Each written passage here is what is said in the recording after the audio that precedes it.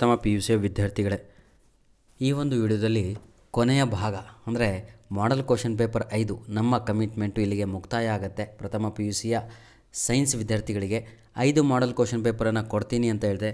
5 model question ಪೇಪರನ್ನು ತಾವು ನಿಜವಾಗಿಯೂ solve ಮಾಡಿದ್ದೆ ಆದರೆ ಔಟ್ ಆಫ್ ಬಯಾಲಜಿನಲ್ಲಿ ಸಂತೋಷವಾಗಿ ಈಸಿಯಾಗಿ ಸ್ಕೋರನ್ನು ಮಾಡ್ಬೋದು ಅಂತ ಹೇಳ್ತಾ ವಿಡಿಯೋವನ್ನು ಪ್ರಾರಂಭ ಮಾಡ್ತಾ ಇದ್ದೇನೆ.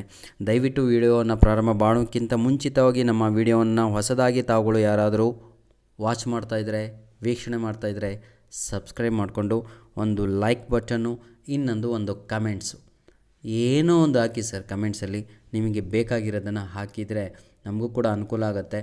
ಅದರಿಂದ ನಮಗೆ ಬೂಸ್ಟ್ ಸಿಗುತ್ತೆ, ಹೌದಲ್ವಾ? ಪ್ರೇರಣೆ ಸಿಗುತ್ತೆ.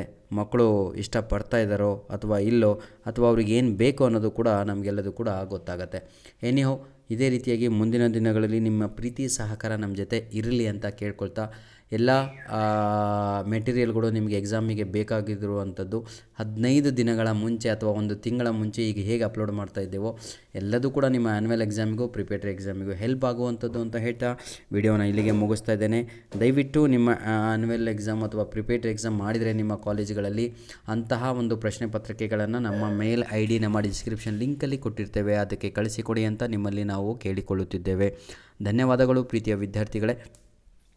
ಇನ್ನೊಂದು ಮುಖ್ಯವಾದ ವಿಷಯ ಏನು ಅಂತ ಹೇಳಿದರೆ, ನಿಮ್ಮ ಆ್ಯನ್ಯುವಲ್ ಎಕ್ಸಾಮ್ ಇರುವಂಥದ್ದು ನಿಮ್ಮ ಫೆಬ್ರವರಿ ತಿಂಗಳಲ್ಲಿ, ಅಂದರೆ in the month of Feb, ಹೌದಲ್ವಾ? ಧನ್ಯವಾದಗಳು. ಇರುವುದೇ ಒಂದೇ ತಿಂಗಳು, ಅದರಲ್ಲಿ ಶ್ರಮಪಟ್ಟು ಓದಿ ಅಂತ ಹೇಳ್ತಾ ವಿಡಿಯೋವನ್ನು ಮುಗಿಸ್ತಾ ಇದ್ದೇವೆ. All the best for your annual exams. God bless you all.